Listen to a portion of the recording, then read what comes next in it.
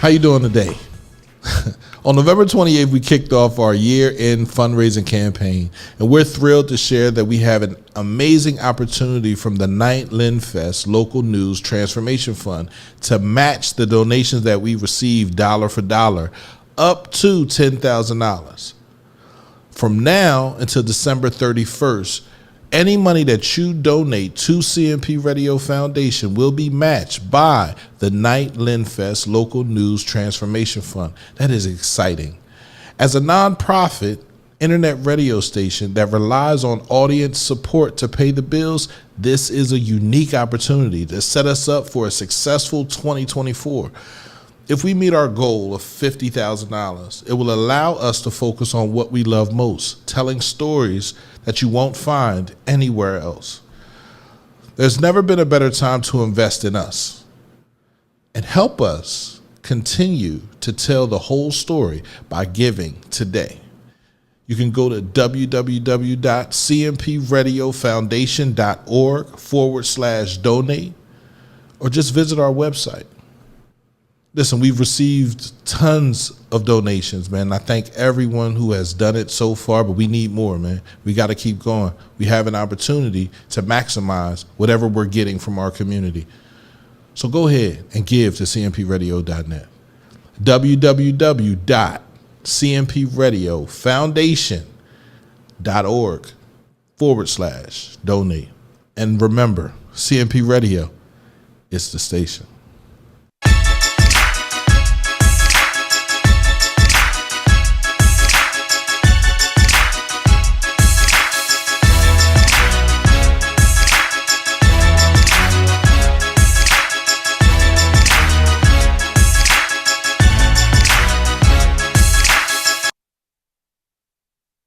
Heritage, all I'm inheriting, money and power.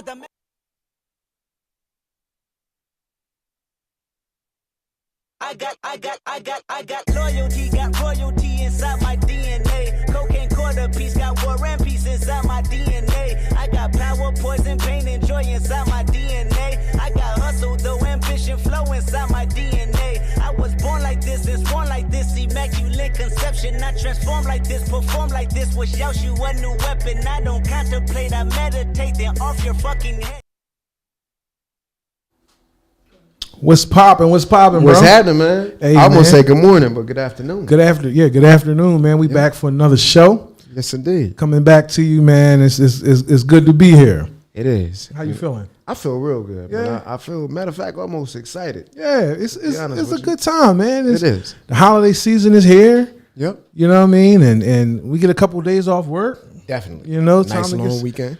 Nice long weekend. Spend some time with some family. Yeah, that's important. Right. That is highly important, man. So let's go ahead and start this, man. My name is Malcolm Yates. My name is Andrew Nelson. And we are The Narrative. So we appreciate you all coming to join us. We are live on cmpradio.net. Right. We need you to subscribe. We need you to like. We need you to tune in. Yes. We look for your questions. We look for your participation, and we thank you for your constant support, man. So we just want to continuously be here and be that narrative to provide to the community. So what we got going on today, man? What's one of the topics that you want to discuss now? Man, so we gonna get into a few things, all about shaping the narrative. But the first thing I wanted to lead off with, I saw, and it's a little bit old. It's not the most newest one, but since we last spoke, the former state senator, Ohio State Senator Nina Turner, she had an amazing Breakfast Club interview. Oh yeah. And so a couple of highlights that she spoke about. She has like this common sense approach to government, and it really like it intrigued me because she took like the right amount of flair, which I believe that's needed, right? Because when you got a message, if you can't get your audience excited, right, then they gonna be dry, right? So she had the right amount of flair, but she was very articulate and direct and clear in what she wanted to say, why she wanted to say it, and then what the impact of it was that she expected. And I really like this woman. Yeah. I think that she's gonna be really good in the thought leading space. You know how you describe that, man. It sounds like somebody we know. It does. Sounds like a show, clear, Clear, concise, right? entertaining, articulate, right? A little bit of flair, a little bit of flair, right? Taking politics and putting it into you plain, right? And changing the narrative in general. Hey, Nina, can you come on our show? We need you on the show, right? Because we'll love to have it, man. And that's the thing, right? We are that vehicle for politics to get plain language. Right. And we was just discussing this, man. Right. You know, we want anybody who wants to talk about politics and you want to talk about the vote, you want to talk about getting your message out down here, you got to come see us. Come see us through the narrative, man. Absolutely. But back to the topic, though. So she talked a lot of stuff, right? So I'm gonna hit a couple high points, right? So she spoke on how we need to have some kind of common sense gun reform legislation, right? Amen. And I want to speak on that because you know, so Andrew Nelson's perspective on this is a little bit different. Okay. I don't completely align with liberals or conservatives on this, right? Because the reality is that I want to have my guns. Right? I do too. I do. I do too. So because I believe that it's very important that if a government takes away the guns of the citizens can no longer protect and defend themselves against tyranny, I agree. right? Because the reality is that if we don't know for sure now, we can see that democracy is not a destination, right? It's a whole journey, and at any given time, democracy can be swept from underneath you. So I need my guns in case we get some tyranny going on, right? I agree. But also at the same time, I don't believe the amount of guns that we have so easily accessible, right, is safe for anyone. There you go. Right? There should be no reason why there are neighborhoods that are at risk because they have the amount of firepower that I had accessibility to when I was in the Marine Corps. Word. Now, with that being said, I don't see a single individual who are importing guns. So I would like to wonder how they got here, how they got on the streets, and I would like to call that stuff out. And I think that's kind of like what she spoke about, right? Yeah. That there's a lot of people in Congress who know and understand that they have legislators who are turning blind eye, right, to things that are occurring, and we need to start calling them people out. Right? And that's what I mean when I say common sense, because I don't want to start any kind of precedence that's gonna take away my legal right to carry a gun, right? But by the same token, I don't want to keep on picking up the news and reading that there was an assault shoot at. And masses of people died, right, in a matter of minutes before you could even have police dispatched because another person who is unhinged in this unhinged society that we living in, right? And so that I think that brings us to a good segue to where the senator has a clip that we could share. Absolutely, yeah. So let's go ahead and say that and run that clip when you get a second. Well, so and I think that would be a really good. You ready? Okay. Minister Malcolm X and Dr. Martin Luther King Jr. are on record as defining the problem with white liberals, and that white liberals are a big threat to black liberation. But there is a group of people in our society that are let off the hook, and that's the black moderate. And I happen to believe that the black moderate is the biggest threat to true black liberation because they are the gatekeepers in this society, in these political spaces, in these high places. And so the black community must have some more family barbecues, and we got to decide what we're going to do as a community and stop continuing to be complicit in our own demise. I'm concerned that a segregationist governor is running the great state of Florida. I'm concerned that the things that we read about in history books, we are now reliving, and that the same spirit of like a Governor Faubus and all of those other segregationist governors and senators and reps and all, name them, they manifest through some of these people who are in their 40s and 50s. Yeah, Strom Thurmond. Yeah, Strom Thurmond's spirit is alive and well. Those are the kinds of things on my mind. It's on my mind that the people of East Palestine, a predominantly white community that voted over 70% for President Donald J. Trump, when a train derails in that working class and poor community, you got people like Joy Behar and all these other latte liberals saying they getting what they deserve because they voted for President Donald J. Trump. Doesn't every human being on this earth deserve clean water, clean air, clean food? And I don't give a damn who you voted for. They babies didn't vote for Donald J. Trump. We are becoming a heartless, not becoming, hell, we are another manifestation of who we are, a heartless nation. But just because that is the reality today doesn't mean it has to be the reality tomorrow. So one of the things we're working on at the new school is taking the academy. This is not just about it's not just. Okay. So I really like the way that she delivered that, right? Because so one, it accounts for our history, right? So she kind of like brought it back full circle, and this is the history that's being suppressed, right? The history that's not being taught. And to be frank with you, I really got to try to understand both sides of the argument, Okay. Because I feel like if we don't present both sides of the argument, then we're not looking at a full picture. All right, so what's so the full sides? disclosure, right? So from a perspective of a parent, right? If I understood that when my child is going to school and learning things about history that's not sitting right with my child and it's making my child feel guilty, right? Naturally, as a parent, I'm going to want to protect my child. Okay. And I think that is the spirit that legislators are using to rally within people, right? To push this anti-CRT critical race theory thing, right? Where it's now ballooning into where it's looking like sensory, Okay. right? Where it's like, all right, I don't want to teach this and I don't want to teach that history, right? So now we're censoring people, right? We're changing history, and I think that it's very important that we do not allow that to happen, right? We got to speak out on the history that we know to be true, and I think that she's doing that, right? She's saying and showing how we got a segregationist governor, right? And how do we deal with segregationist governors? Well, we know this because we've seen in history when it's happened before, and if we're not teaching said history, then we'll be ill-equipped to be able to lead in the future. So here's my question behind protecting the feelings of our children. Right. Didn't we learn that? Didn't we learn that history? Oh, we absolutely learned that history. Did that history have anything to did that derail us or did that desensitize us? Was there any lingering effects, maybe mentally, physically, emotionally, when we learned about this history? I mean, so if I got to be honest, Honestly, yeah. right, I will say that there was a few lingering effects that, because for a while, right, and it comes down to wording and programming, right? I was taught that I came from a generation of slaves. Yeah. When in fact I should have been taught that my people were enslaved at some point of our history. Okay. Right. And as a result of that enslavement, right, for that period of time in history, this is the result. Right. So and the key difference is the difference between me growing up believing that I came from slaves, Okay, as opposed to knowing that I came from a long, rich history of people who were not just slaves, but were merchants and were owners and were leaders. So what I'm hearing you saying is not the fact that you learned that a part of our history was in slavery, but you wanted to know the entire.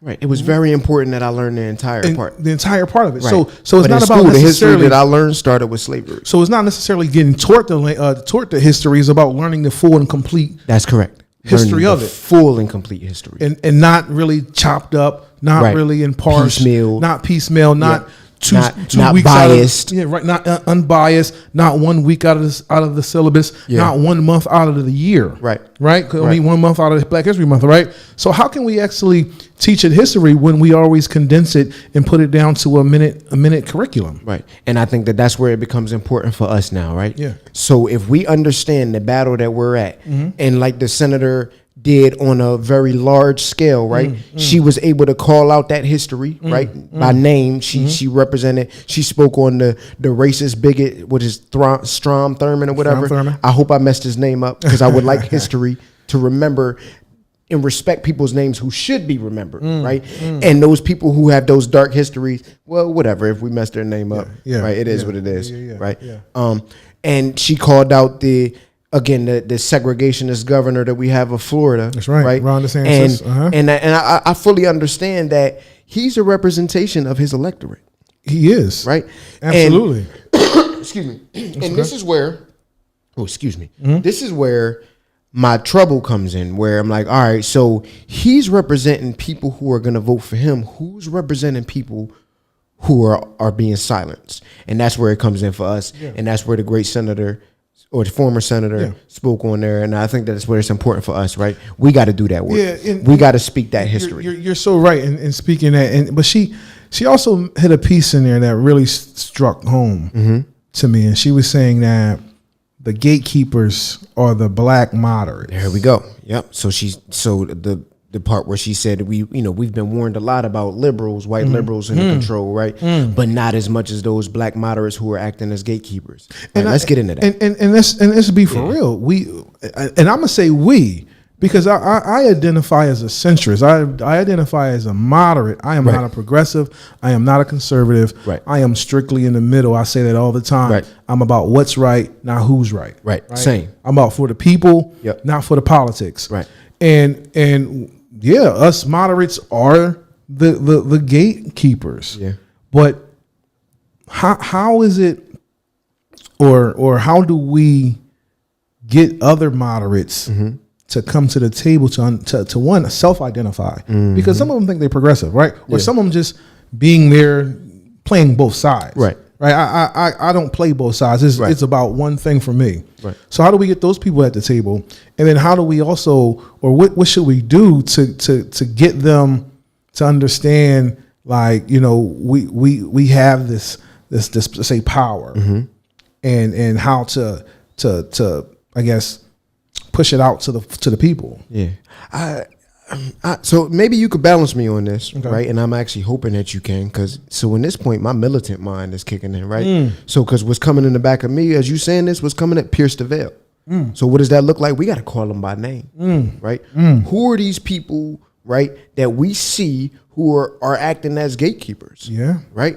And I think that if we're able to begin to look at their policies, right, and study them and start calling them out based on the effect of their policies. Okay. And I wish we had like a echo effect or something to do that, because that's what's important. It don't matter how that law is written, right? What matters is the effect. And see, our ancestors, our forefathers, our people before us, they understood that.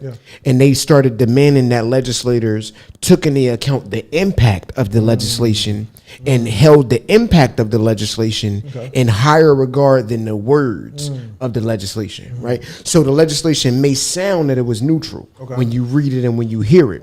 But if the effect of the legislation becomes to where it oppresses a community in spite of its neutral language, it is called out and ineffective and reversed. Right, protections are set against it. So we don't have. So I guess what I'm hearing is we don't have those people that calls it out.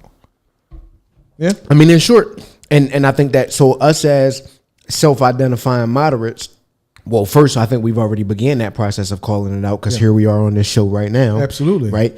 Trying to bring forth the education for people to critically think about these political scenarios. Right. So that's where it's like, okay, well, prayerfully, this will get a reach and people can start looking at Congress and looking at state house legislation, right? And start seeing how these legislators are voting. What are they voting for? What are they voting against? Right? The same thing at the county level, the same thing at the city level, right?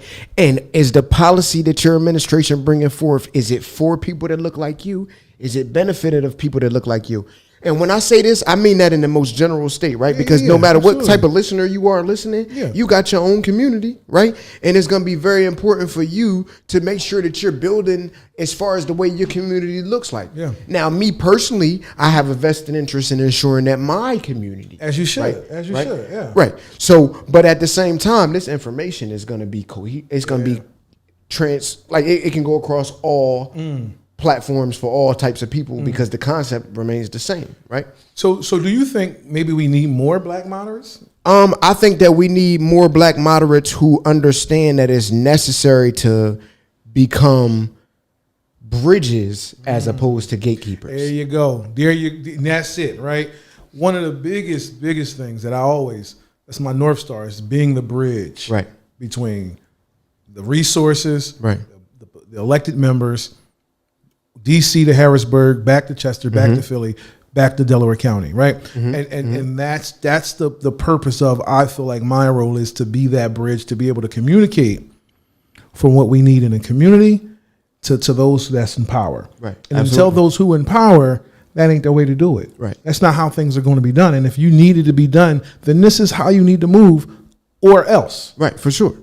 And I think my bridge, like the way I do it, is like where I'm doing information. Because so all throughout the week, all throughout the month, the Most High puts things in my path, right? Puts people in my path. And I'll learn from them, and I'll look at it. And it'd be like I'll be in my time in meditation, and then the connection to be made. And I got to thank God, right? Because I'm like thankful. That's right. And then I come and I share it because I'm excited about it, right? Absolutely. So My brother, about 10 days ago, I was having a conversation with him. He called me in the morning, and it was pretty early in the morning, right? So it was kind of like during that time where normally I would already be in meditation.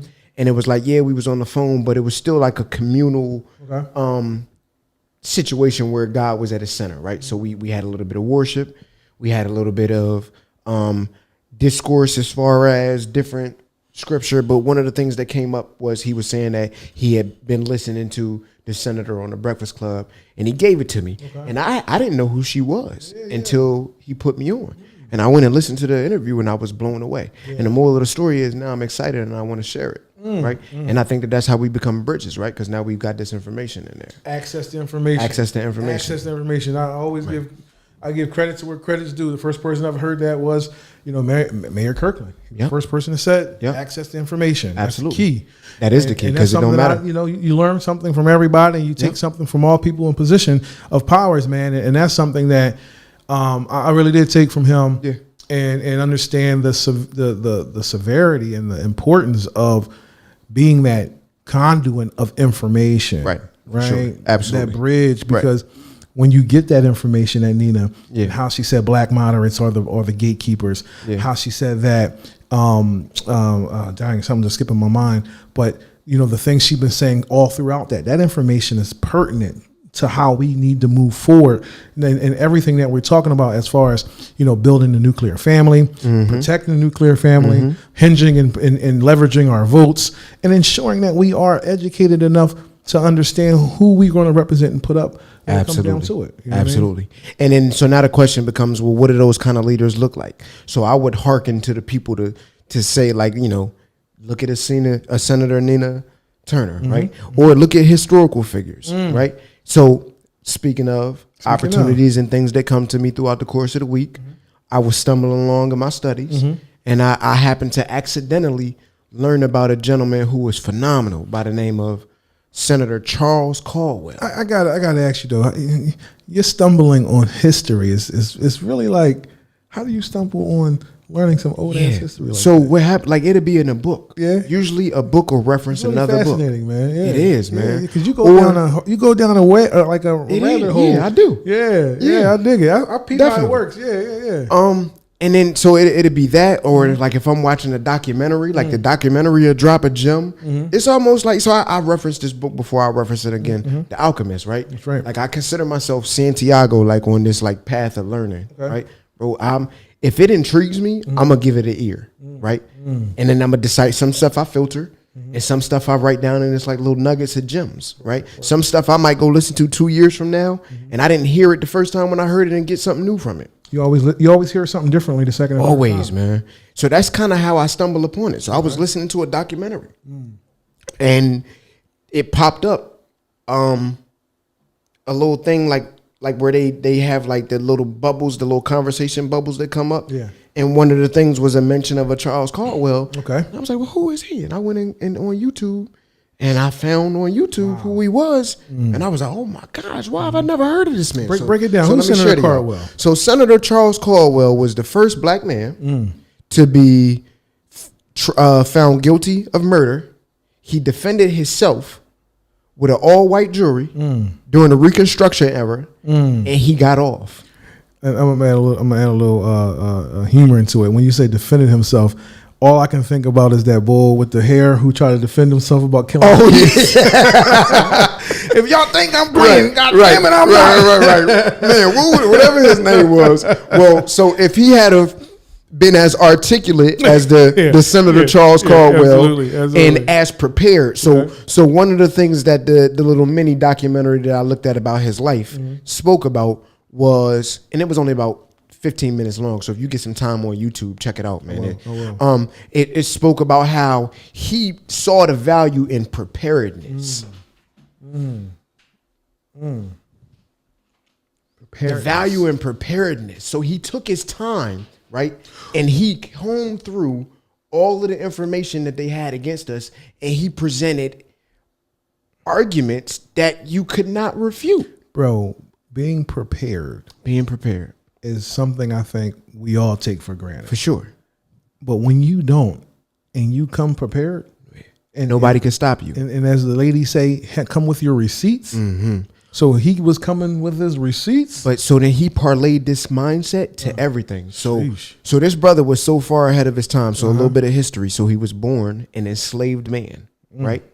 He was able to develop a skill, right? He was very well known in Mississippi. A little bit of history that I also learned about Mississippi. Mississippi was the largest slave trader state in the country. That's right there. Right? That's right there off the- They had more millionaires per capita in the Mississippi Delta that got sprung off of the slave trade than anywhere else in the world.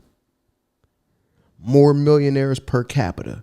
off of slave labor. So this gentleman who was born a slave, who ascended through the ranks of labor and was able to become a blacksmith, who had gained a tremendous amount of freedom because of his skill level, that he was able to learn how to read. He was able to learn and do his own thing as he went aside, and he was able to make money on his own and earn.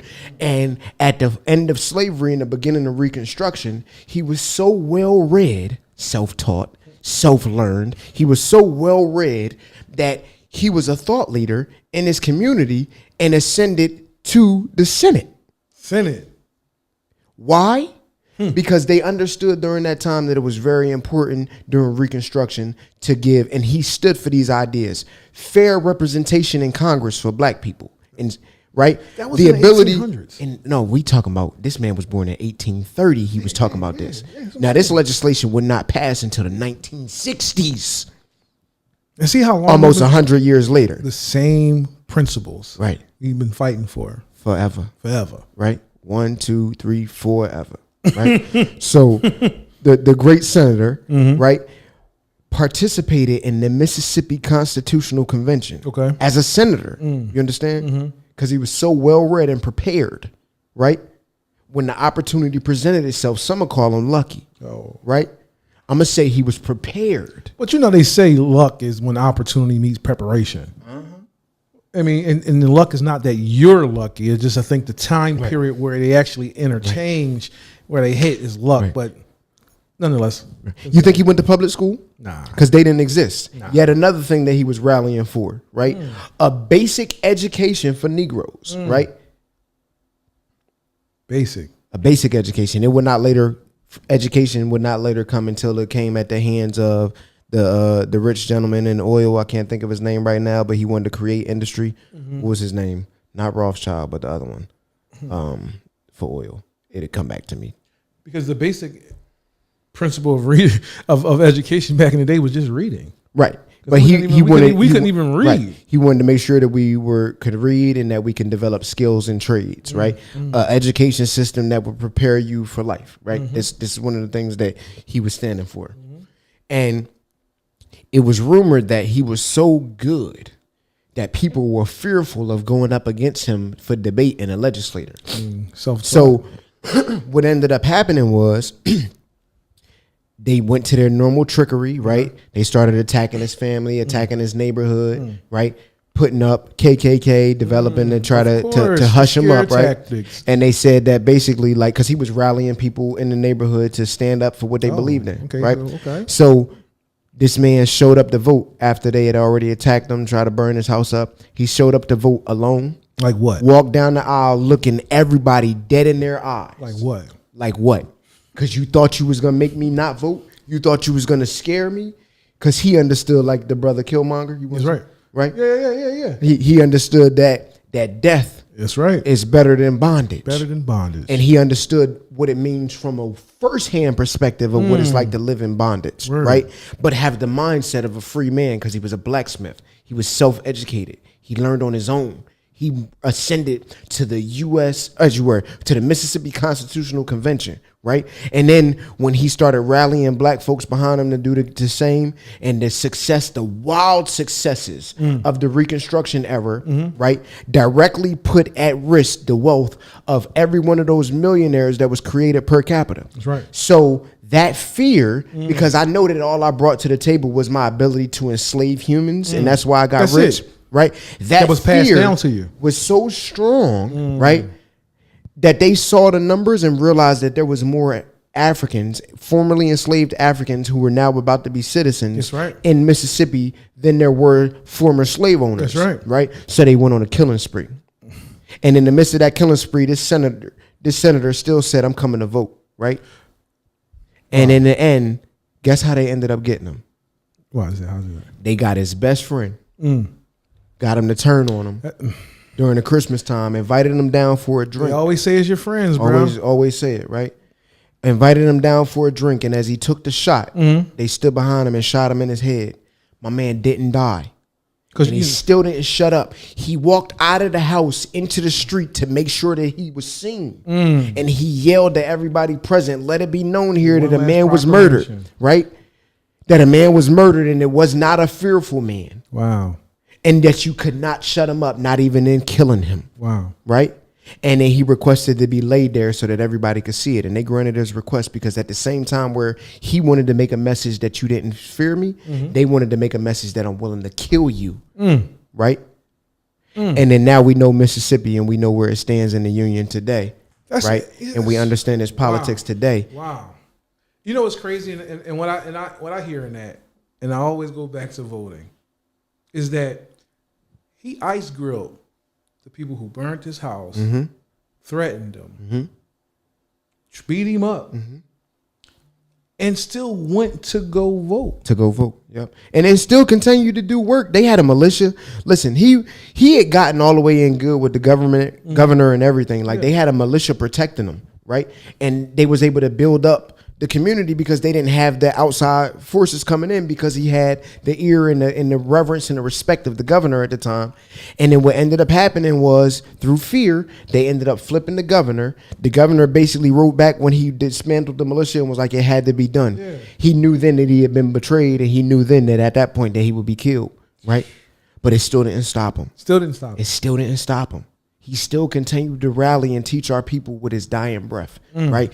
And I'm starting to realize, and I've said this before, so I got to stop saying I'm starting to realize. I have now realized. You have arrived. I've arrived, right? The understanding that change will not come unless we're willing to stand and be willing to die for what we believe in. What King say? I stand on business. See our son. I stand on business. Stand on business. And we need to stand on business. We need to stand on business. That man stood on business. He stood on it. He refused to fall. And we start talking about intimidation factor and tactics.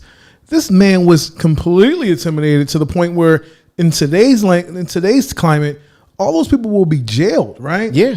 But here we are. Hopefully. And here I'm going back on it. Hopefully. Because Derek Chauvin got off on some charges. Yeah. But here we are today, still thinking there's a lot of hurdles. There's a lot of issues. There's a lot of problems that prevents us to vote. Right.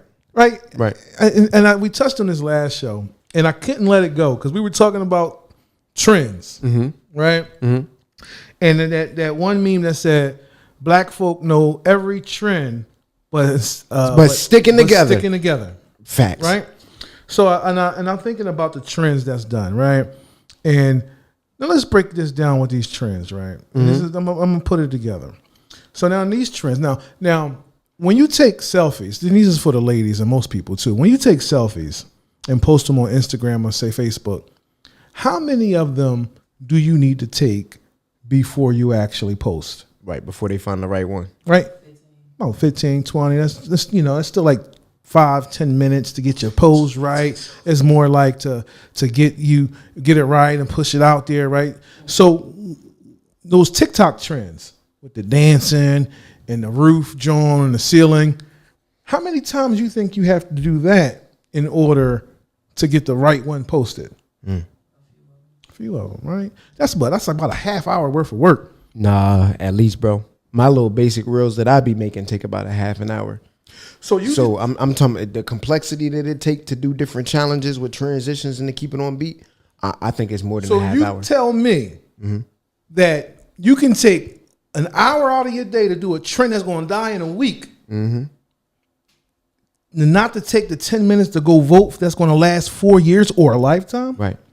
So you telling me 10 minutes to vote, and then 50 minutes to understand who you voting for. If that, right? And then that's once a year. And right? How many challenges do they participate in a year? Once a year. Yep. You're participating in multiple challenges. Multiple. Remember when we was in a pandemic, all those challenges that was out? Right. But you can't take 5 minutes to go to the joint and go. How hard is it to push a button? Right. But it's hard as hell to tape that shit to the ceiling. Right. But I don't even know those dances, bro. Like I also want to challenge America, you know what I'm though. Right. I want to challenge America. Right. Because everything else is electronic. Right. But we still out here in some states voting on paper. That shit's about control. Yo, I'm with you. Right? I'm with you. Why can't we vote electronically? I'm with you. You could verify us all the way up to the wazoo, right? Right? These are the most secure. yes, and they are your digital footprint. They are. This is your right? DNA. So you could verify very easily 1-for-1 votes. While we your still wallet in here, right? while we still got to physically go out somewhere and vote. This is Your part of the credit problem. card. That's voter disenfranchisement. To log in, you got to put your thumbprint. Right. So you got this is very, biometrics very and secure. everything. Yeah. It could very much be done to where we could start casting our vote through some kind of secure app that And they I could believe use. there should be a modernization of it. Like, Right. And then how about this? Why not? And do we at this point in time now, right? How much of the stuff that the Congress votes on can you just do a quick referendum of the people? Right? a few. You know what I mean? Because at this point now, it's easy enough to set up. That's right. So why you don't take referendum votes for stuff? Why we got to pass through Congress, right? Download a United States Citizen Referendum app. Yeah. Right? Yeah. Because you got the ability to do it. Yeah. You know how I know? Because how many people did you give direct deposit to for them checks? Huh? No, you're right. Huh? You right. And they verified it. I bet you they didn't send two people the same check. I bet you that they knew that money was going to the right person. Absolutely. I bet you Never Land they did. Right? So absolutely. it can be done. It can be done. Well, why won't they want to do it? Because then much that's going to power? give too much wide access and too many people that's going to lose their power. It's too much right? power. But while we out here playing the game, just like you make sure that we pay our taxes, right? How about we get representation? That's right. Because you know what happened the last time we was paying taxes on something without representation. Right? And that was over tea. Taxation without Taxation without representation. representation. And I ain't talking about tea. That's right. Right? No, you ain't Now talking we talking about real life stuff. We got real life red line communities, right? How about that? We got real life communities that my grandmother had been living in, right? That we still don't own, right? We got second and third generation taxpayers that's not getting representation of citizenship, right? So history all the way back from Senator Charles Caldwell, right? All the way back to the 60s when they passed the voting right legislation. And then we got Senator Nita Turner speaking today, right, in 2023 about how all of those spirits are manifested today.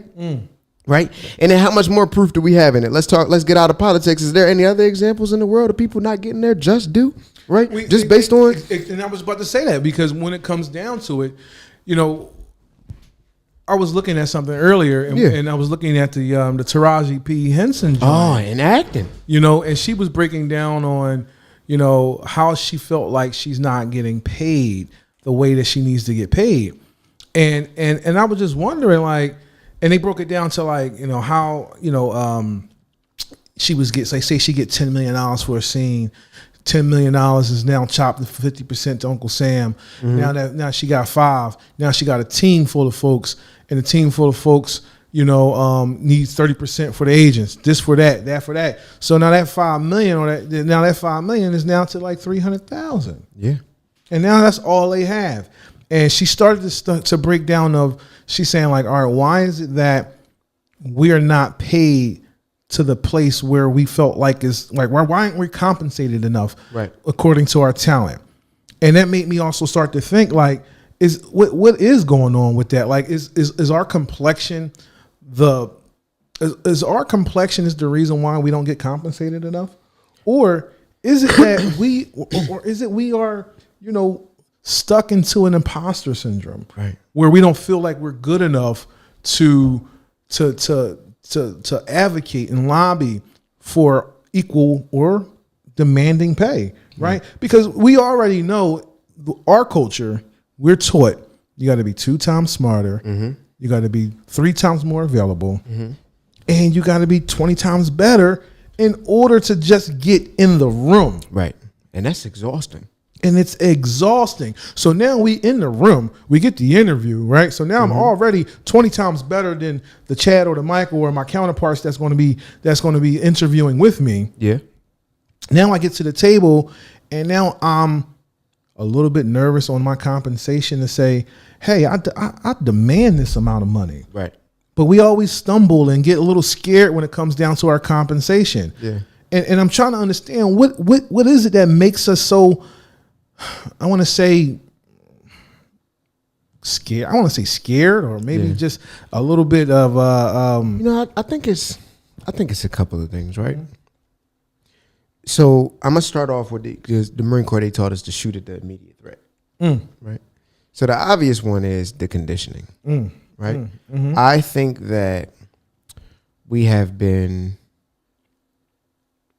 conditioned to believe that we deserve less than, because, like, you ever heard of the theory of the broken window concept, where if you start off with fixing the little small things, and then the other stuff will come up. Change, So I think that we've grown up by and large in neighborhoods where there's broken windows and boarded up windows, and we throw trash in our community, and we have just old rundown houses in general, because most of our communities was built from the 1940s when they had transient housing for World War II, right? And it was supposed to be transient temporary housing, and that's what turned into what we now know the slums as the slums, right?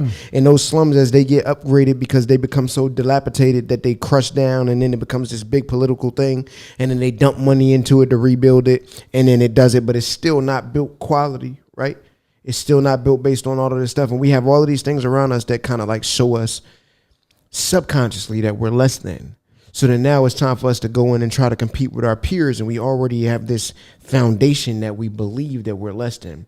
And I think that that's part of it, right? And I think that that's like the superficial top part of it. So what I'm hearing you saying is that we've been conditioned over generations of time, and it's now in our DNA that we believe that we're not good enough. Yeah, for sure. Shit. So we kind of like, and it comes because what we believe in is a result. I don't disagree. It's just for sure. It's just a result of the inputs that we have. It's just sinking in. And I feel like even if you have amazing parents, because there are a lot of, shout out to the amazing parents who raising their kids. Every one of them. Our and parents, working your their parents, ass off, right? absolutely. And the reality is that you can have amazing parents who instill love in you, right? And instill inspiration in you, and checking off all of the boxes for Maslow's hierarchy of needs. But there's something to be said about environment. Right.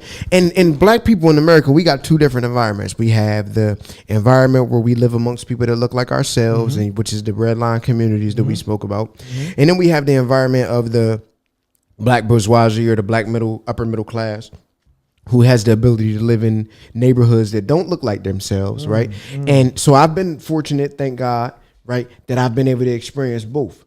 Provided for my time when I was in the Marine Corps, I made some really good financial decisions, and I was able to buy a foreclosed house in a very, very upcoming neighborhood. Well, it wasn't upcoming; it was established. This neighborhood goes back to old slave money. Okay. The name of it was Pleasant Point Plantation. It's a golf course in the Low Country in South Carolina. Nice. Beautiful neighborhood, right? I got a steal of a house, right?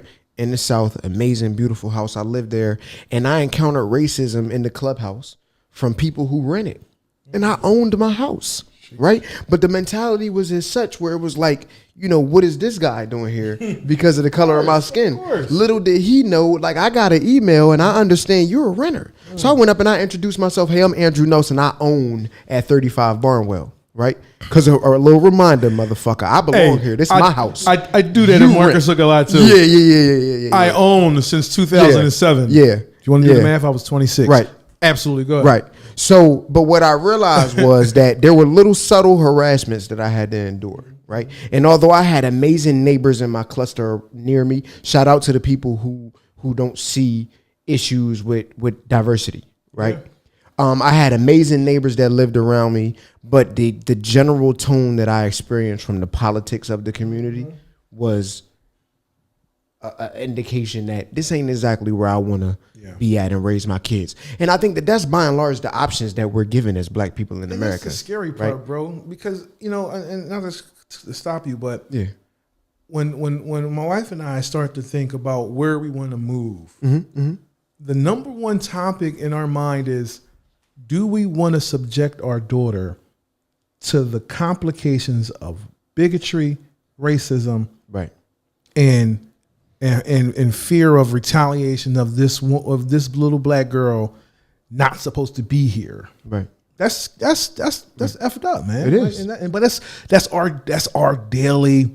That's what we have to, our daily lives. Like, that's something we have to consider at all times. Right, for sure. So now at this point in life, I've decided that if I'm gonna live, because I understand now that life is gonna come with some form of struggle. Andrew Nelson will rather struggle alongside people that look like me and understand me, as opposed to me feeling like if shit hit the fan, then I'm alone. You understand? That's another scary part, bro. So you don't want to be alone. I don't want to be When it hits the alone. fan, you Right. don't want to look to your left and your right, Right. and no one's behind you, Right. bro. Like Right. you're the only one there. Yeah, Right. absolutely. And I kind of feel like that's the plight of people who move outside of their communities, right? Because the world is shifting, the world is changing. We got old mentalities and old things that have never been answered for, right? Coming home to crow. So then that was the first one, and then real quick, the second one, other part. So I think the society that we lived in has been forcing and tell us for generations that we're less than, right? I believe that in the foundation they considered us 3/5, So, right? So are they only paying us 3/5 of a salary? Is that what you're saying? No, I'm saying that the Constitution referred to enslaved Africans as 3/5 of a person, right? As if you could put a fraction on that shit. That shit is wild, bro. That's what I mean. No, I mean how the general founding document of this country has considered us less than, and it's been perpetuated in its policy ever since. Because if right? they counted us as one, then we have the voting power. Right. So the other part of it is, and I think that this is less talked about, the Bible speaks about God's people when it says that the law will be imprinted on our hearts. I don't believe that by nature we're a greedy people. I believe that greed has been taught to us. And I believe that we have had so many generations of people that have gone without for so long that when given the opportunity to have, we splurge because that shit feels good. Finally. It's like a little taste of life finally. Right? And I think that gets misconstrued as greed. I do not believe that we as a people are greedy because I believe the law is imprinted on our hearts. Absolutely. So the other part of it is, why is it such of a struggle for us to get our worth? Right? Because our worth is not tied to money. Okay. So when we go in and ask for money, right, we only really tend to ask for what we need because the law is imprinted on our heart because we're not greedy by nature. Yeah, and you're right. We're not tied. Who we are is not tied to money. But I think because of that, once we get that financial freedom, is what they fear. For sure. Because then the true essence of who we are comes out, because there's no restrictions. That's a fact. There's no anchors and nothing that's holding us down from succeeding and doing the things that we plan to do. Because a lot of times the reason why we're in the conditions that we're in is because we're financially strapped. For sure. And the only thing that's on our mind is by how design. to get the next Yeah, the next paycheck, or how to get the next bill paid, or how to make sure you get the next lick. Like so it's a distraction. Yes. It is a distraction, and we have to continuously change that narrative, right? And use our platform to teach people to listen. You are worth more than what you're putting out there. For sure. And no HR person or no panel of people should tell you that you're only worth X, and when you know you're worth Y. Right. So don't be scared to push back, because a lot of times we get scared to push back. We do. Oh, they're gonna snatch it from us. Oh, if I say no, then they're gonna go. And if all that happens, it was never yours to begin with. Boom. Sister or brother. Exactly. So if it's yours, and we have to stay in a position where we got to say, look, I know what I'm worth now, man. For sure. And you know what I'm worth. Right. And I'm not going to take anything less or do anything otherwise than what I need to do to get out of this, And our sister Taraji pointed out that we got a brother that was the first person that gave her the opportunity to where he paid her worth, right? Because sis said in one of the in her speech, she said that a lot of people wondering why we work so many jobs, and she said it's because we have to, right? And we spoke about earlier on, why is it that we don't go in and demand our worth and all of that? Well, this brother Tyler Perry said, you know what? Stop trying to go beg for your worth at the table. And I'm going to reference this back into the 3/5. If the foundation of this country said that they didn't look at us as a whole human, why are we ever expecting to get our full worth from people who established the country, who didn't even view us as human, and has yet to make legislation and see it through that honors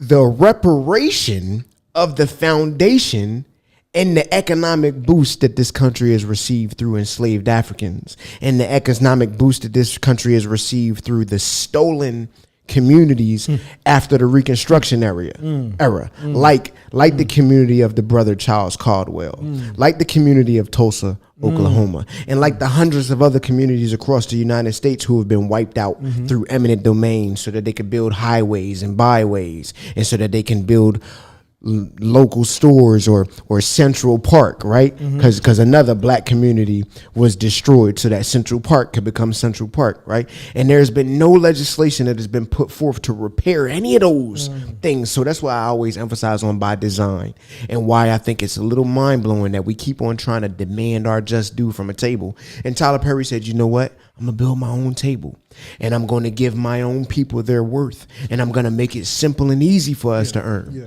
So to push back on that, though, Okay. right? Okay.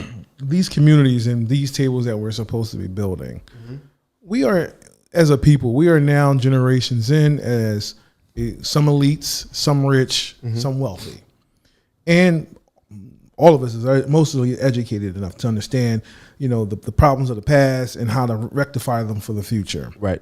Hopefully. Yeah. Right. Why is it that all of these, let's just say, black metropolises that we hear that, Tyler Perry has, or LeBron James has, and this person has, why they feel more symbolic than they do feel realistic? Oh. Why is it that I can't go out and touch a community that's developed all over the nation? Like the way that JP Morgan Chase have banks all over the land, the way that all these developers have different housing all over in every hood, like in every black neighborhood, you can find three things, right? So like a Chinese store, this, that, store, like stuff yeah, like that, right? yeah. So why is it that these top earners, these multi-billionaires, they can't replicate that same blueprint? And every neighborhood should be a Magic Johnson, LeBron James, Oprah Winfrey, Bob Johnson, something in every neighborhood. There's enough money there. It is. But feels like every time that we talk about our leader, or not our leaders, but our financially elite, all of their give backs seem ceremonial or fictitious, because I'm not even gonna lie, I don't know if I've ever patronized any establishment from those billionaires other than entertainment. Okay, that's fair. So you spitting. My brother is spitting today. So I think that in short, it feels symbolic because largely it is, right? So I don't believe that Tyler Perry is symbolic. Tyler Perry has created a network, right? Not to be confused with a show, but a network. Yeah. And Tyler Perry, underneath his network, has his own recording studios. He's producing his own content.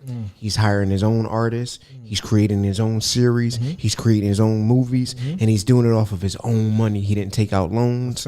He wrote his own movies off of small budgets. They went really big, and he reinvested all of that money.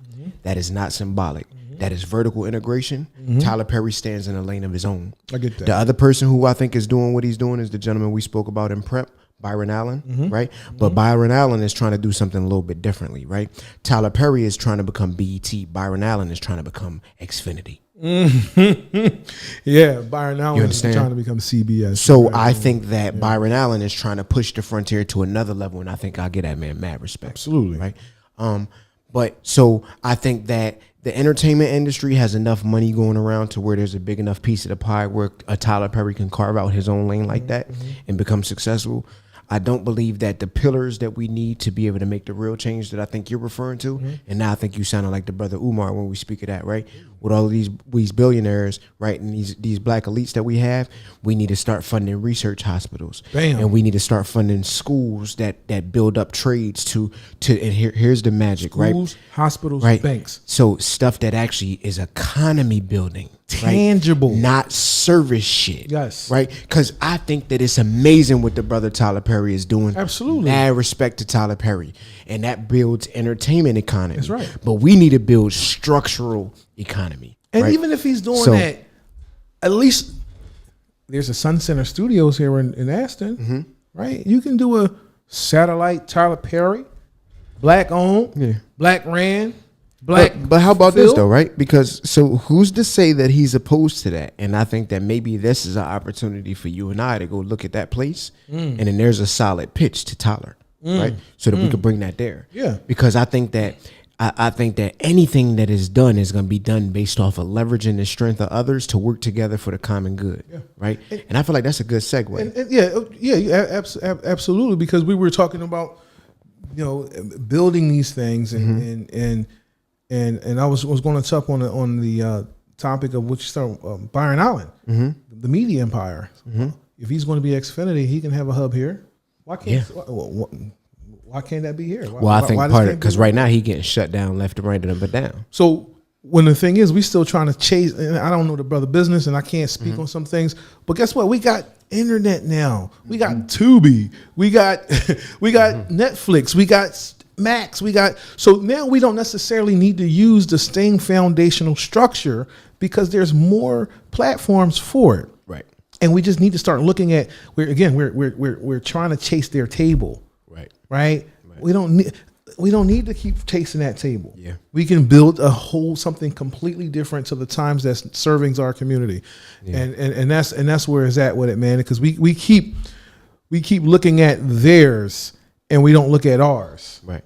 And as you were saying, the segue looking at ours, I wanted to talk about the Congressional Black Caucus. And the Congressional Black Caucus. Can you tell me about that? So Brother Jamal Bowan, congressman out of New York, I believe Brooklyn. Don't get me wrong. Hopefully I got that right, Brother Bowan. Nah, I think that's right. I think the brother is He from always Brooklyn. reminds me. I think that's right. What's up, Congressman? He stated that the Black Caucus should now focus their energy behind issues that's plaguing Africa. Wait. Hold the presses. Stop the press. Wait a minute. Yeah. So is this brother asserting that the Congressional Black Caucus is going to be focused on issues that plague black communities? So according to him, as the U.S. is so, prioritizing everybody else's war.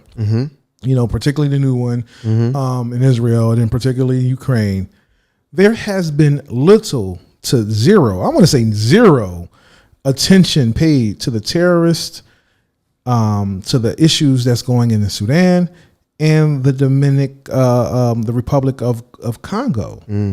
And these are folks who have been going through years and years of terrorism, of death, of ethnic cleansing. Right. But we don't speak up on it at all, right?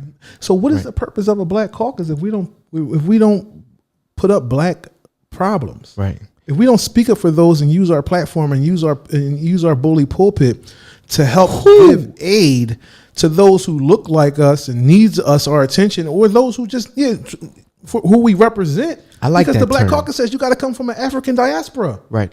You got to be from one of those. You have to be a descendant. Right.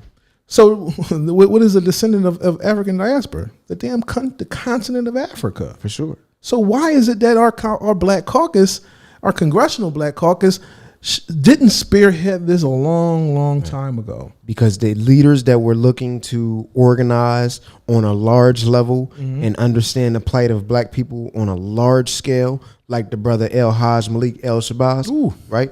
That brother was assassinated because he was looking to bring the United States before the United Nations for crimes against humanity, right? In partnership with Cuba, in partnership with Muammar Gaddafi, Okay. right? In partnership with the rest of the Eastern brown world, Yeah. right? Yeah. So that agenda was quashed with the murder facilitated. Don't you find it always so ironic that any time that something of any merit comes up, it disappears?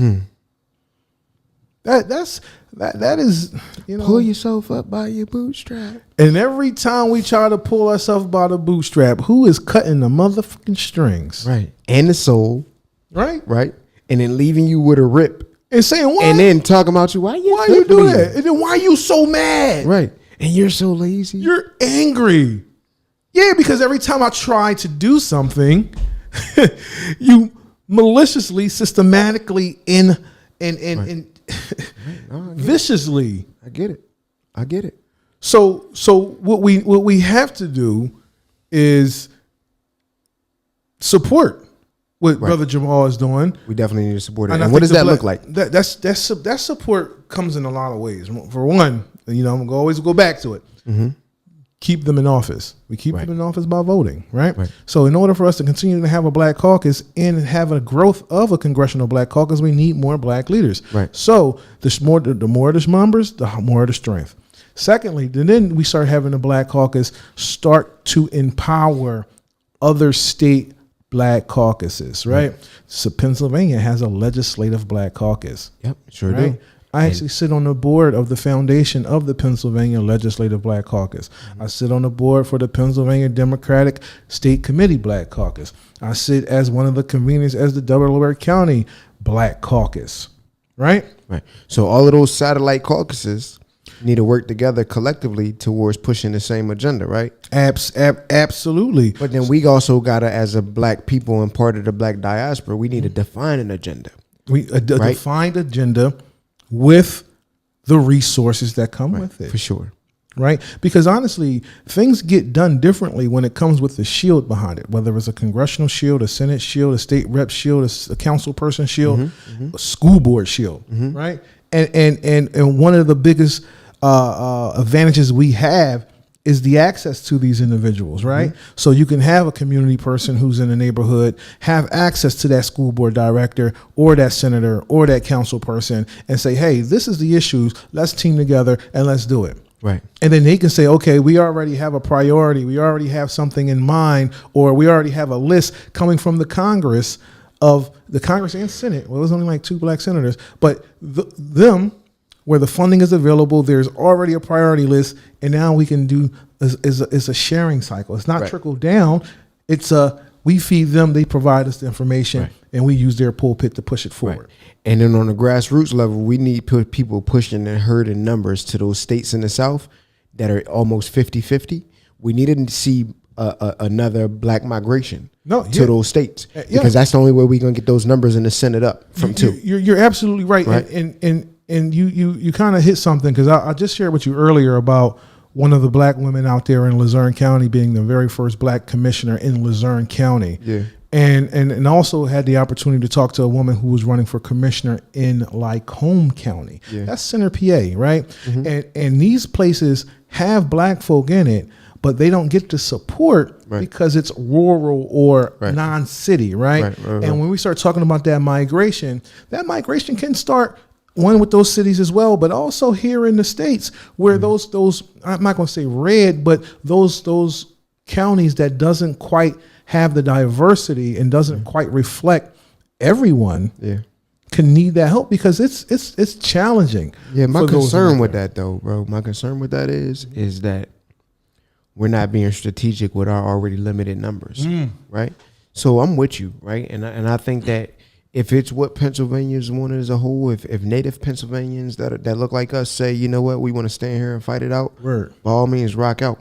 But what I'm arguing is that those native Pennsylvanians who feel like they're not getting their just due in those rural parts of the states, I'm asserting move to a state in the South that has better numbers to where your numbers will matter more. Because at the end of the day, when it's all said and done and the smoke clears, what good does it do that you're going to flip the city or even the county if you don't have power in the state house to push your agenda? That means that you're going to be a glorified person in power that is powerless to change the status quo. And I see your point on that too. But I also think that, you know, that migration that you're saying to those states, you still need the support of others, right? Yeah. So even if I go to Mississippi or Alabama to those places that doesn't necessarily look like us to start that, right? It'll still require the same type of action that it is for those out in rural PA, Absolutely. right? Yeah. Right. And the only difference is we doing the action in a place where it's going to double it. We'll get the county and city support, but we'll also strengthen our Senate support, right? absolutely. Which is actually, it's going to give us the tip that we need to pull our agenda forward. So that's all I'm saying. Just be more strategic with our movements. And I totally agree with that. Yeah. And one of the things that we were talking about is how to help those folks, right? Yeah. And because that plan is going to require steps. Yeah. And what we discussed, myself and Mike Laws, who's the state committee Black Caucus chair, as okay, if you are in these counties that don't look like you, let's get together, put out the bat signal.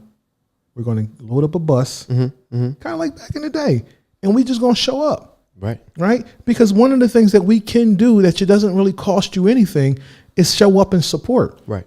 And when you were there in numbers and at your inauguration, or if you sitting there putting a bill on the floor and you see people in that room that looks like you, and they's like, damn, well, you got people all over coming to support. And when I start thinking about that, I think about that scene on Malcolm X when he was in the hospital and the cop, he did this. No one man should have all that. Yeah. Right. And they were just standing there. Perplexed. They were just standing, and the nation was just standing there. They didn't even do anything. Right. It was just a force. And just a force. And that is symbolic to how we can help. If you don't want to be in the politics, you ain't got no legislation. Right. You ain't got no policy. Just listen. Just ride out with us real quick. Right. Hey, let's take this trip out to Luzerne County. Let's take this trip out to Wycombe County. Let's take this trip out to Center County real quick and just stand there. You know what I mean? It's a couple hours, but hey, look, we just stand there. But what I say to the brother is we got to become the Malcolm X, right? Because ain't nobody going to take that trip until somebody galvanizes them to take that trip. Right? So whatever we do, I'm going to say is like whatever it is, we just need to do it. And we need to do it together and be organized. And they're there. So if we're gonna flip PA and make PA, we can make it solid. We can make it solid. Cool, at least deep purple. Right. I mean, cool. But whatever it is, we just need an agenda. Yeah. And they there. We just gotta like you're saying, we gotta just get and do it. Because every Malcolm X need a sidekick, man. For sure. You know what I mean? They need somebody else to help them out, man. Not a sidekick, but you need the help. You know what I'm saying? So it's tough doing it on your own. Right. Malcolm X couldn't have done it without the nation. Right. Nope. And unfortunately, as you've seen it during his descending, when the nation pulled back, things got a little difficult. Right. And that just shows you how the support of a family or support of a unit is necessary when you're out here battling. Right. You know what I'm saying? Right. And also the truth of the matter is, Martin Luther King couldn't have done it without Adam Clayton Powell and Lyndon B. Johnson. And the Rainbow Coalition. What was he had? That was afterwards. The Rainbow Coalition came with that was Jesse Jackson and what they tried to do with Fred Hampton. Right. What was it? That was the continuation of Fred Hampton. We're gonna look at some of these comments. Stacy says, "Those of us that are in the room don't hold the door to get those of us who are deserving in." Right. We got to be bridges. Hey, that's a fact. Again, if you are in this room, this symbolic room, this hypothetical room, our responsibility is to bring in those behind you. That's just point blank. Everyone else does it. They call it nepotism. So why is it now different for you or us? We have to emphasize that our history is a foundation, but each individual has the potential to contribute uniquely to the world. Encourage them to explore their passions, talents, and dreams, fostering a sense of identity beyond historical narratives. That's from Tierra Gully. Absolutely. Become the table. That's right. Our table gonna look a little different. You know, our table gonna look like what's those brothers that make those wood the wood tables from the trees and right. Well, I mean, we got one. L, you talking about L? Yeah, L, absolutely. Right. That's what our tables got to start looking like. Man, and L's tables are fire. Our tables got to look like that. It comes with the 4 legs, of course, but it just has to be built differently. We can't keep mimicking them and thinking why it's not working. Right. Our tables got to look a lot different, man. Right. I agree. That was a great analogy, man. Shout out to L, man, with that amazing art. Speaking of, while we looking up that, man, another shout out. So listen, man, Corey Long with Making a Change Group. What the brother is doing in the community is phenomenal. You got the G's Mentoring G's program. You got the Connected Families program. I've been able to witness G's Mentoring G's, and that's a group of the old heads just giving back to young boys who need it, right? Giving them guidance. Connected Families is a little bit more dynamic. You know, it has the adults, they commune together, and the children with age groups, they commune together. And the families discuss topics anywhere from personal finance to emotional development. And, you know, the good part about it is the benefit that I could see in it is you get the group benefit. So you got the older parents giving back and pouring into the younger parents. You got the middle-aged parents that are kind of bridging the gap between the younger and the older parents. And ultimately what it does is it creates a connected family base, and it moves us from individuals to community. So what I like about Corey is Corey's been working to get grants, right, to build these programs out. And in the process of doing so, he's changing people's lives. And the most recent event that he put on was that he took a group of kids and some of their parents to the Sixers game. And they got to be Sixers for the day. Right. And it was really cool because the little kids, they got signed. Like they put them in a room like it was like signing day. They signed little day contracts. They got personalized jerseys. Yo, they got you can't change. It was a great experience, man. They got a show by the 70 Sticksers, which is the drum corps. Really? And they had 76ers dance girls there. They put a show on for them. They went out on the basketball court and did skills development and stuff with a former Sixers, Mark Jackson or something like that. Mark Jackson. Yeah. Mark. Yeah. He was basically like their pep rally guru for a couple hours straight. And then afterwards they got gifts. They went out. They got gifts and stuff sponsored by Giant food stores. Okay. And then afterwards they got to watch the game, and they was able to high five the players coming in, but giving them an experience. And one thing that made the difference with me growing up, bro. Traveling and experiences. That's what set it apart. Got to get out of your zip code, bro. And I think it's amazing what Corey is doing. So shout out to Corey for that. Yeah, Corey's, man, he's been a staple in this community since I've been out here. So been holding it down, brother. Keep doing the good work, man. You know, keep pushing through. You are an example to those that's following you. And continue to pull other folks in to help replicate what you got going on, man. Because, you know, we all can't do this isolated. We all can't do it alone. And we're big on, you know, adding Pirellis to the tire instead of just recreating the wheel. Right. So we just want to enhance it a little bit. Absolutely. Yeah.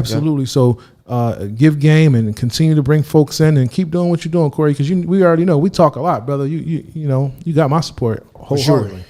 Shout out to CMP Radio, man. So far ahead of their time, giving the voice of the community an opportunity, right? Because the truth of the matter is now we have a platform to where we could be before the people. And now it's staged, and this work will be set and here available to view for forever. Yo, and you're right, man. And thanks to P and thanks to Les and the board of CMP, man, and to give us this platform to provide the narrative to the community. Because when you put the Breakfast Club up, I started to think about how each political candidate goes through their channel in order to get to the people. For sure. And this is a local media. And this is the local media. And whose network is larger than yours and mine, bro? Right. Whose network larger than yours and mine amplified with CMP? Right. So you know what I want is to, and I'm gonna make this request, and I'm gonna make a statement. And I kind of always joke around with people and say, definitely my people that's not from Delaware County. I say, when you come to Delaware County, you got to check in. Definitely. You know, I'm like Trick and Whack 100, and I'm like those boys and the Crips and the Kids. Right. You got to check in when you come to Delaware County, right? Come holler at us. So don't come to Delaware County and don't let us know. Right. And with that being said is, those who are running for office. See, in 2024, we have a large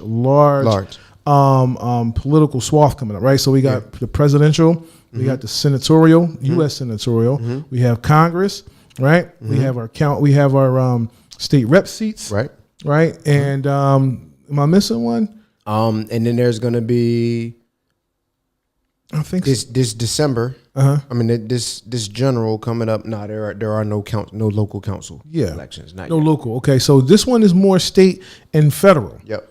So in order for you to come through here, we want to have a conversation with you. Yeah. We want to give you the opportunity, if you're running for any of those offices, to sit down and really talk to the people of Chester, talk to the people of this community, talk to the people of Delaware County, and we want to hear what your narrative.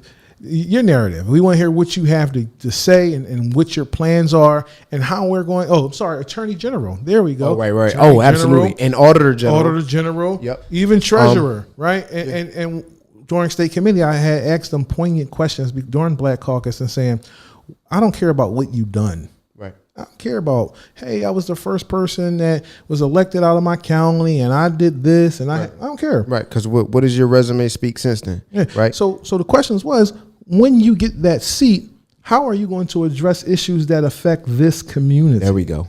Right. And I don't want to hear nothing else. This community. Right. So I want to also put that out there. When you come here, how are you going to address this community? Yeah. What are you going to do? What is your plans? Right? How are you going to economically empower us? How are you going to make sure that you're just not coming in for the vote? For sure. Right? Yeah. What are you going to do? Are you going to have a satellite office here? Right. So again, Right. to all those political consultants that's out there that's running these campaigns, we want you to bring your candidate here. We sure do. Because I hear all the time, how do we get Chester involved? That's right. How do we get Chester to come out and vote? And Let's get you in front of Chester. And truth be told, the climate of Chester has changed. It has. Right? The way that you used to come into the city to get political ears has changed. Yeah.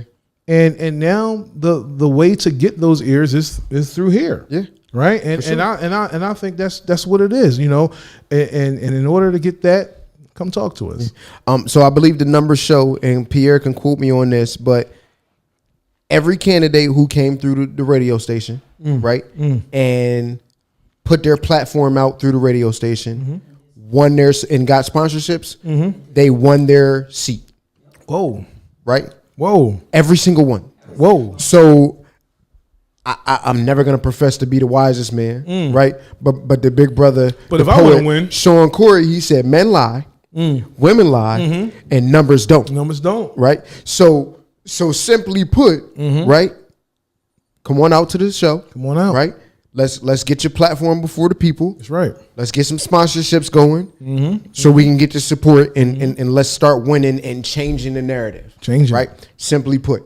Right. We got to take our politics into our own hands. That's right. Right. And we want to make sure that our people is getting the representation from the people. Right. So come out. We love to hear from you. That's right. We love to sit down with you. Yeah. We love to talk to you. Right. Check in and Check tap in. Don't be, and it's Don't be a not an stranger. intimidation thing. It's not No, scared. not at all. It's none of We the less. family. We family. We want to have a good discussion. You know me. Right. Nobody getting sandbagged. Right? No. Nobody. Right. And you know we won't do that to you. Right, at all. It ain't gonna be no bias or nothing like that. What we really want to do is we want to get the people in front, like we want to get you in front of the people so that the people can make informed decisions.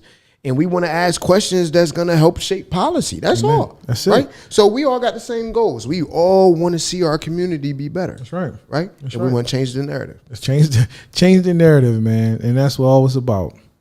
Well, it sounds like we had another home run today, man. This is I agree, man. It's been a good show, man. good conversation. Yeah, we touched a lot of really good points. Absolutely. So again, thank you all for joining us again, man. To Stacy, to Tierra, to all those who clicked in, man. Dakeem, I see that you was on there. Yep. Continue to share our stuff, man. Share the page to your page, man. Have people who listen to the conversation. You can always hear it. If it's not live, come tune in, man. Our show is a great drive into work, bro. It really gets you engaged. It's a great listen when you're at work, right? For sure. And you're typing and doing some things. Because you don't really got to see what we doing. No, it's all about the conversation. Yeah, exactly. this is the talk radio that I used to hate. My dad used to listen to, and now I became that boy. Definitely. That's me all day. All day. I love talk radio because his mind is provoking. It is. Man. It is indeed. It's You know? thought provoking. Yeah, it's thought provoking, man. Yep. But we go ahead and close this one out, man. My name is Malcolm Yates. My name is Andrew Nelson. Hey, man, and we are The Narrative. Yes, indeed.